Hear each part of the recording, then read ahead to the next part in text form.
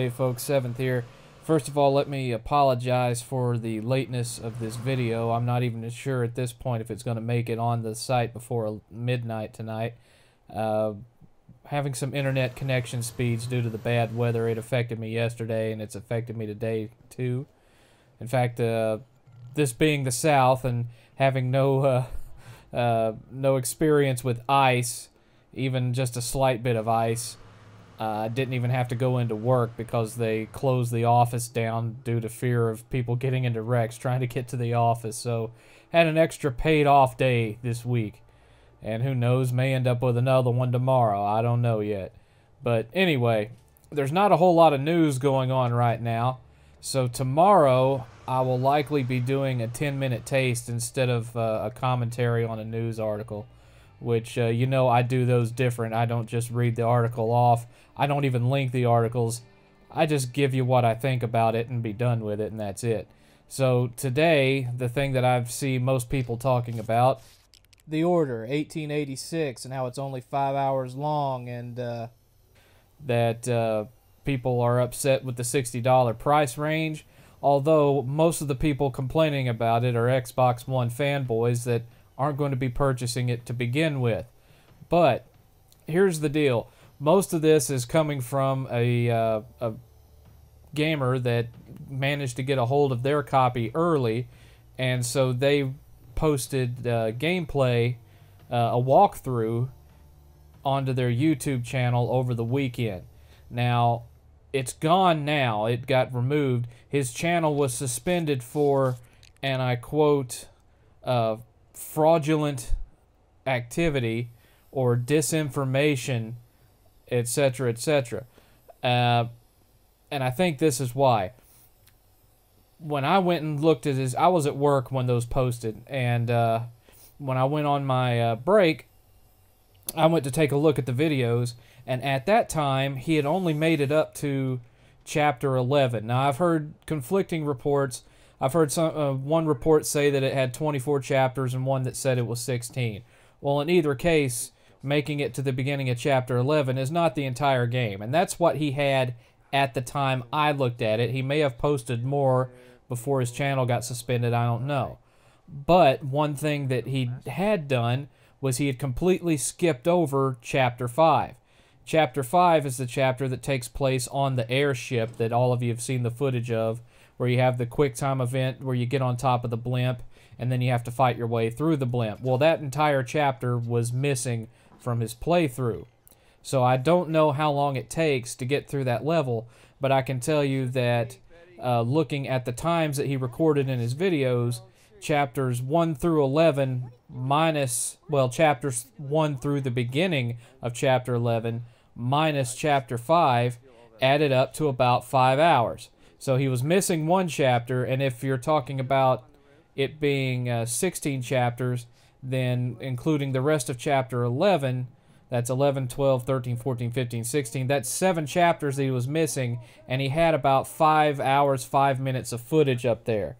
So I don't really think the 5.5 hour thing is accurate. On top of that, he appeared to be playing the game on easy mode, and he didn't stop to do any of the investigating as far as like looking for items, finding documents and all that kind of stuff. He did none of that. He went straight from fight to fight to fight. Another interesting thing about his footage, the other advanced reviews or user reviews that I've seen from people that got their copy of the game early are bragging about how awesome the music is, the musical score. But none of his videos had music. I mean, there was no music in the gameplay on those videos. It was all just sound effects and the recorded speech, of course, of the actors. And I don't know if he maybe turned all the music off so that in case there was some kind of, he was afraid of maybe like a copyright flag because of the music in the game. But I don't know. All I can tell you is that the videos he posted, there was zero music. But at any case, as far as his footage goes, the 5 hours thing didn't appear accurate to me because missing chapter 5 was already up to 5 hours, and was missing chapters 11, 12, 13, 14, 15, and 16. So that's, 7 chapters that weren't shown at the time I checked it, and it was already up to 5 hours of footage when you added all the play times up, not including where he posted a one-shot video clip of a sex scene that takes place during the game, and he posted a quick clip of what the last boss fight was like before he had posted the entire walkthrough. So if you didn't count those and you just counted up the times of the videos he had at the time that I looked, it was right at 5 hours and 5 minutes. So, what can I say? Do I think it's going to be a 10 to 12 hour game? I guess that depends on how you play it. Are you going to play it straight through like he did on easy mode? Or are you going to play it on normal and try to do all the collecting that needs to be done as you play the game if you're looking to get the trophies? It just kind of depends. Does it really matter? Well, that's the thing. It matters a lot more now than it used to. And what I mean by that is when you have a game that's supposed to be this epic cinematic experience, well, you're going to have a longer length to be able to tell the story that you're trying to tell. So it needs to be at a decent length, especially when it comes to like first-person shooters. I think 5 hours for a first-person shooter campaign is extremely short. But that's why I give Call of Duty a hard time, because their campaigns are usually far shorter than your average shooter gives you. Now, when you have a game like Rise, for example, a lot of people complained about the shortness of it. And in fact, I've had some negative things to say about how quickly you could blast through that game. And part of the reason with it is how repetitive the gameplay is. You have 5 hours of just doing the same thing over and over. If your gameplay is more varied, 5 hours can seem like a different experience when you're doing something different or new from level to level. So it's kind of a subjective thing. In any case, with a game like The Order, if it does end up being only 5 hours, that's definitely something I'm going to downgrade it for, because we're talking about a game that's very heavy on the storyline, and none of the cutscenes are skippable. So if it's only 5 hours long, then you're talking about a game that you're paying $60 for that has no multiplayer to extend its replayability like Rise has, or like most first-person shooters have. That's going to make it to where you're paying $60 for roughly 3.5 hours of gameplay. Definitely a no-no. But at the same time, people are arguing, well, is it worth the $60 if you're only getting 3.5 hours of gameplay? Or is the experience what makes it worth $60? Well, I know that I'm kind of long in the tooth compared to some of the other people in the community, but what are some of the greatest classics of gaming when you start and think about the greatest experiences ever? You think about games like Contra, you think about games like Mega Man, all these different classics on the NES that we back in the day paid $50 for, and you could beat them in under an hour, and had no cutscenes, very little story besides what's explained to you in text at the beginning of the game, or by the occasional boss text bubble during the game. But you could get through the whole thing in an hour.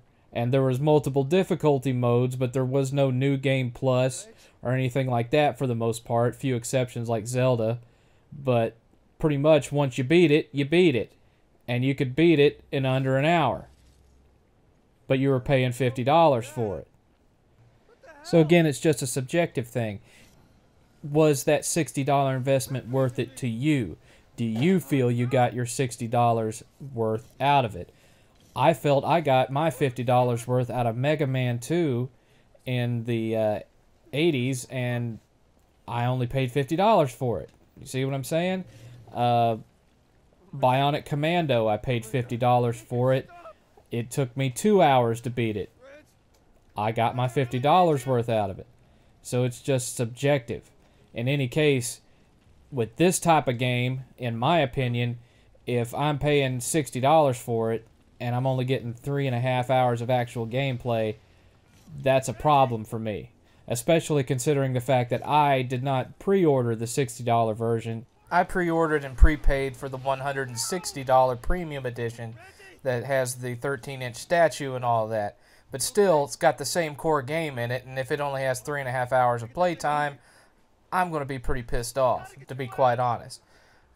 As for what I'm going to think of it overall, well, you're going to find that out sometime next week. I get mine Friday. If I can finish it by Monday and record footage, you'll get it as soon as I can put it together and upload it. I'm not going to make you wait until next Friday, okay? Now, tomorrow again, 10-minute taste, and then Thursday you'll get a retro review, and Friday you'll get a AAA review. Again, sorry for the delay. Can't really do anything about the weather.